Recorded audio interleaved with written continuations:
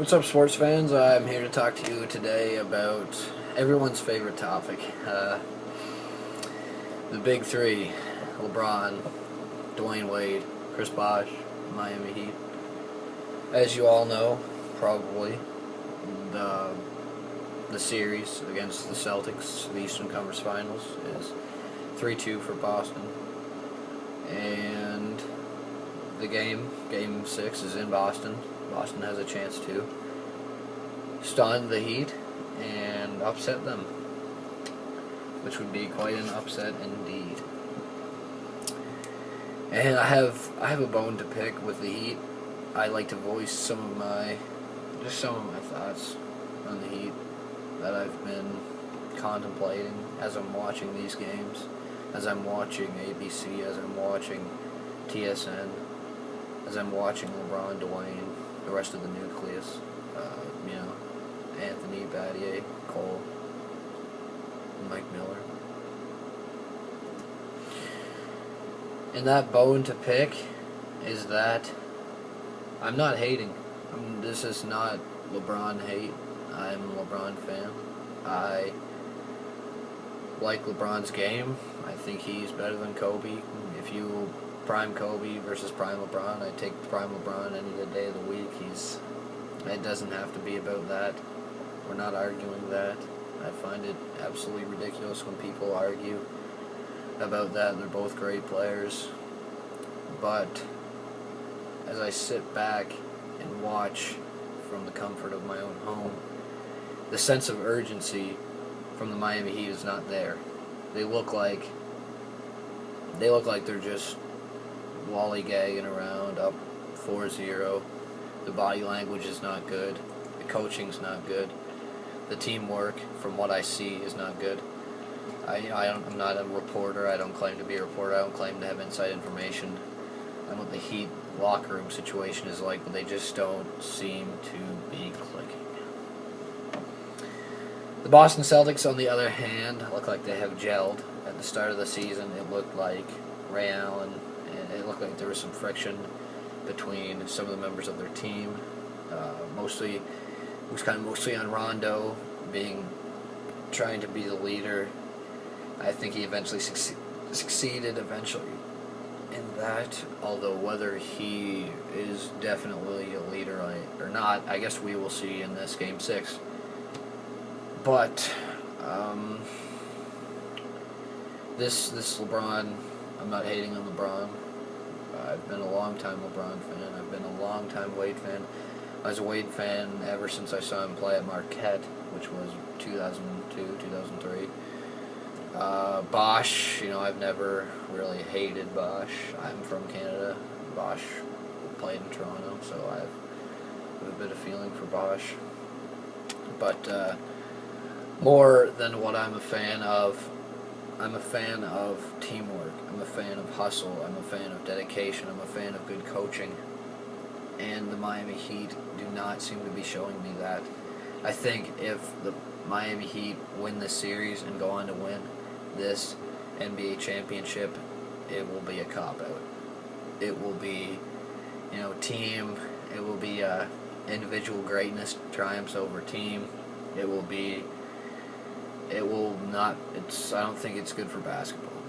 I think what is good for basketball is teams like the Thunder, teams like the Spurs, teams like the Celtics. You see teams with good scouting, good general managers. They bring in good players. They draft right. They make smart, good trades. They keep control of the salary cap, and they push their players. And they get a great coach to help out their players. And the Miami Heat have not really shown me that. As I was watching Game 5, many things surprised me. Number one, the Heat's lack of energy on defense. When they would score, they would always either be whining to the refs about a foul or chest bumping, trying to play with swag, I guess the young kids call it today. I don't really get it, but as a Heat fan, it very disappointed me. I mean, Where was the hustle? Where was the help? Where was the getting back in transition? Where was anything? I mean, apart from on offense. I mean, LeBron, Dwayne, they both had a great game, but I mean, and I don't like to live in a world where individuals can triumph over teamwork. Celtics are deep. You know, they've got, without the injury to, what's his name, Avery Bradley, they would be an even deeper team. And I think the Thunder are maybe even deeper than them. Eric Spoelstra does not instill the dedication and the effort and the hustle and the I don't know, just wanting it more that guys like Doc Rivers do, that guys like Scott Brooks do, that guys like Greg Popovich do. Of course, the Spurs were eliminated, but either way. And I mean, watching these great teams, watching the '86 Celtics, watching the '85 Lakers, watching MJ's Bulls, watching the great teams, watching the '70s Knicks with Willis Reed and Frazier and Monroe, and watching Bill Russell's Celtics with Red Auerbach to coach, Havlicek, Cowens, Heinsohn, Bob Cousy, Bill Russell, watching even Michael Jordan's Bulls, watching Philly with Dr. J and Dr. J and Chuck, not Chuck, yeah. Watching those teams, and watching teams like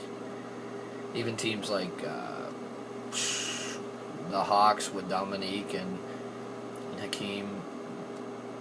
Hakeem was on the Rock. Watching the Rockets with Dominique, and then you watch teams like even the Spurs of now and the Mavericks of last year, and that's what I grew up on. That's what I was raised, and as a basketball fan, I appreciate those kinds of teams. I appreciate the kinds of teams where a team triumphs over individuals. And I think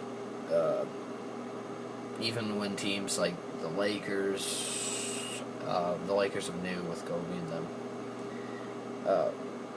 when the Lakers triumphed, it was honestly, it was kind of a one-man show for some of them, and for other of them, it was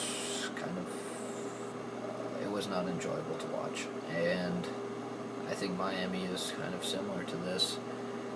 So I don't really have anything left to say. It's not that I dislike the Miami Heat. It's just that I like teams with with hustle, with fire, with that play great and don't try and run around playing with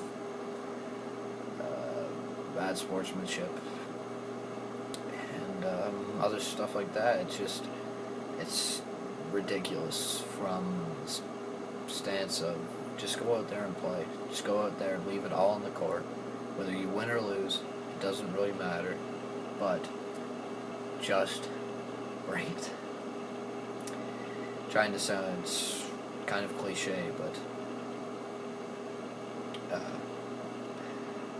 I think anybody who is rooting for Miami is rooting for the talent of some individuals to rise above the talent of strong team, strong nucleus. And there's nothing wrong with that. I don't have a problem with that. But I would rather root for the team conquer over the exceptional individuals. And I think that if you like the team to conquer over the individuals, then you will cheer for this Celtics team tonight. See you later.